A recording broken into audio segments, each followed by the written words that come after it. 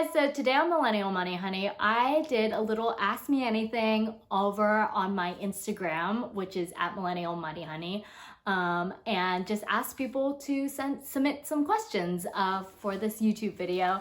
So today I am taking a little bit of time to actually answer your real questions. So ask away.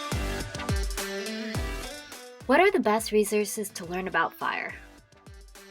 The best resources I found to learn about FIRE, well, I'll just give you like my first three that come to mind off the top of my head, and the three that I actually used to start my own journey. And that was the first being Mr. Money Mustache blog, which I think a lot of people look to start their own FIRE journey. And it is just, it's almost like a cult of, it's called mustachianism, and it's pretty extreme, and I don't know, I mean, everything should, education should be taken with a grain of salt. So, but that was a good first resources because it just kind of puts you in this mindset of like the shockingly simple math behind retiring early, and it's like super catchy, almost like titles that are like, wow, yeah, that's awesome, I want to retire early too. So Mr. Money Mustache blog. The second one that I binged was the Mad Scientist podcast. And his blog too is actually really good. It's he goes over like Roth IRA ladders and all these things, which I'm not even going to get into detail here, but his blog is really simple and breaks everything down with like graphics and everything. And then finally, I would recommend Our Rich Journeys YouTube. And Amon and Christina, I will link these three things below, but they are just so relatable, so awesome. They retired in Portugal and they make awesome YouTube videos, and they're just so relatable, and I love watching all of them. So yeah, those are three resources that I would use to start your personal finance journey. What age did you start investing to be able to retire early? I started investing my own money, like, and doing all the trading myself not till I was 26. So that's, I mean, kudos to everybody else who has started younger, and kudos to you if you're even just starting now. Like, investing is so important. But yeah, it wasn't until I was 26 until I actually started investing, and that was through a robo-advisor, Wealthfront, which is, I can drop a link below. I love Wealthfront. I highly recommend it. I had no idea what I was doing. I had a Charles Schwab brokerage account at the time that my dad had, a custodial account my dad had set up with me, but like he never really taught me how to like use it, or like what to do, or how to trade on it, or like how to use like the service. So I just didn't even really touch it. I just ended up doing index fund robo-advisor myself. Yeah, and I recommend using that. How soon do you feel comfortable talking about finances in a new relationship? I'm kind of an anomaly when it comes to talking about finances. Obviously, I run Millennial Money Honey on Instagram and on YouTube. So that being said, it's always a matter of time on a first date. And so this is even prior to actually being in a relationship that I bring it up. But I just say, like when they ask, what's a hobby of yours? Because like that is literally always a first date question. Always. I like kind of hate it, but like I will just straight up tell them, like I am passionate about financial literacy and helping people learn about how to manage their personal finances and to discuss money without it being so taboo, by sharing my own journey to figuring out my personal financial life. Most guys are like super chill with that, very supportive. Like I really haven't met anybody who wasn't like chill with that. But like I think the way to approach talking about your finances once you're in a relationship is just like, I don't think it's necessarily the right move to just ask them, like, hey, what's your credit score? Or hey, like, what's your finance situation? Like, how much debt do you have? Like, you can only approach things after being vulnerable yourself and opening up, I think, from your perspective, like how you deal with finances, and then that in turn makes the other person, your partner, feel comfortable to talk about theirs. And as long as you're like not in that judgmental space, I think, yeah, it's super healthy to bring it up like as soon as you can, and as soon as you feel comfortable talking about it, and you trust that the person, like, no matter what you say, won't like judge you too hard, and as long as you make it clear to them that you are working towards becoming better and improving it no matter your situation. I think as soon as you can do it. How many kids did you want if you had married at 24?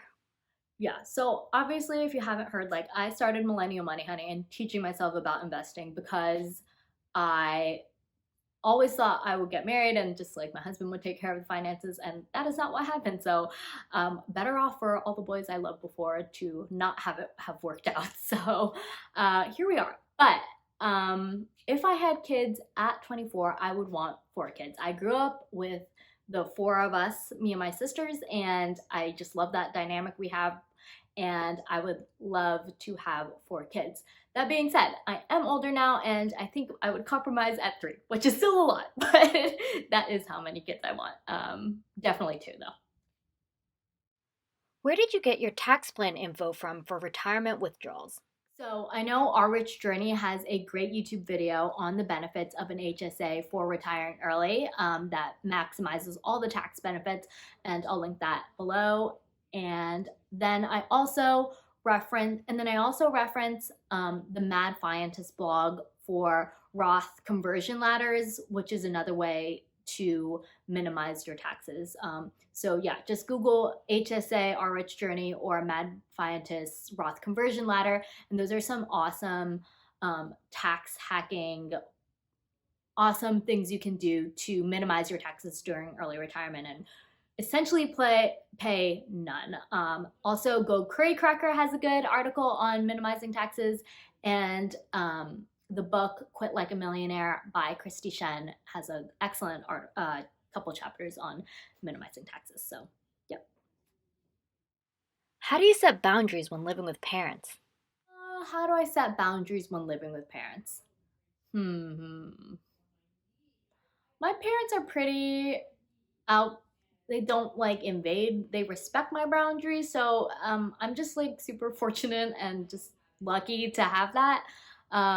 If anything, I probably invade their boundaries more than they invade mine, if I'm being honest. I mean, as you can tell from how much I overshare on my Instagram, my YouTube, I really don't have boundaries. So I think that's the answer. There are no boundaries. Do you have long term housing goals? I think I'm like getting too old to house hack. So I would definitely buy long term and um, I guess rent it out if I didn't want to live in that spot anymore. But I think my renting situation, I don't know. I'm gonna rent as long as I can until maybe I really, really want to, until I am in a financial situation where I feel comfortable spending the ridiculous sum of money it takes to buy into California real estate, in the Bay Area or in Los Angeles. So yeah, I will definitely buy one day. It just won't be a part of my financial strategy, just purely for happiness. What does your budget look like? Okay.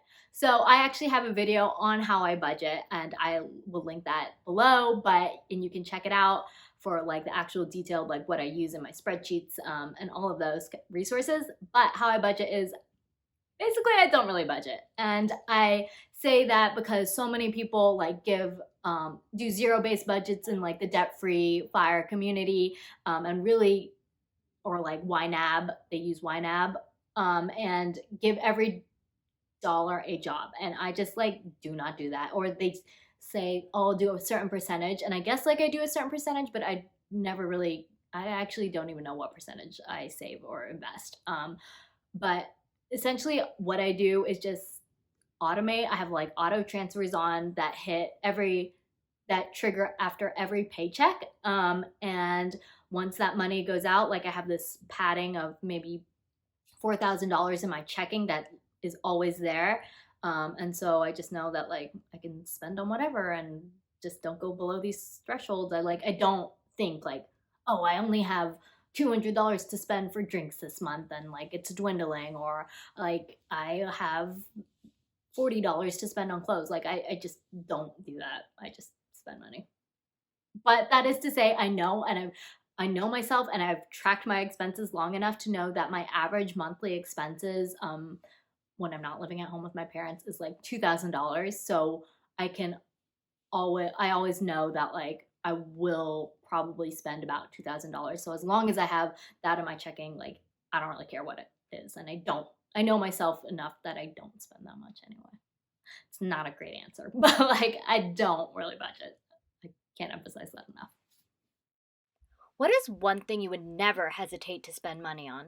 If I had to choose something a little more superfluous to spend money on, I would choose, yeah, traveling, balling out. Like when we went to Japan, I think I spent like $3,000. I don't know, which is not that like much, but it was like a lot for me, like to stay at these nice hotels, to go to these spas, like to have omakase meals, like $200 on a meal, like that. Didn't even blink, and it was amazing and it was awesome. And so things like that, I like don't like. I'm only gonna be there how often, so that to me is definitely worth spending on. Best credit card for a newbie? Okay, so I am by no means a credit card hacker at all. I still really only have one credit card, and that is the Citi double cashback card. I'm not like a travel hacker, credit reward system gamer. For me, when I chose that credit card, I was looking for a no fee, like easy, straightforward credit card that just gave, and this one gives you 2% cash back on everything and anything. It's not like some cards I are focused on categories like 5% back on groceries, and I just like don't spend in any one category enough to warrant like that like benefit. So for me, it was again no fee, super simple, straightforward, 2x cash back on everything. And for me, that's been the easiest. And like but I don't recommend, if you struggle with handling, if you have debt, if you struggle with spending money, just swiping and spending money, and you're not in control of that, I don't really recommend you have a credit card unless you are responsible and can use it responsibly. But that being said, Citi 2x cashback is a great option, and I highly recommend for a first-time credit card. Eventually, I want to get more into travel reward, travel hacking, but we're in the middle of a pandemic and you can't really go anywhere. So I'm sticking with my Citi 2x until then.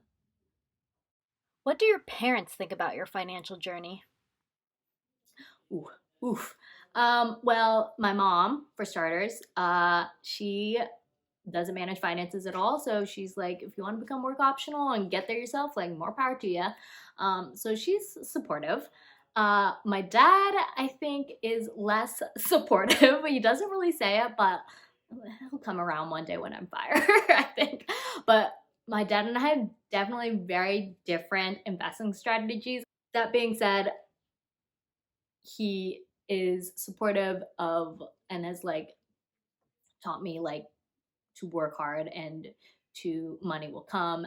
So they're very supportive of, working hard to earn your money. That's all the questions we have today.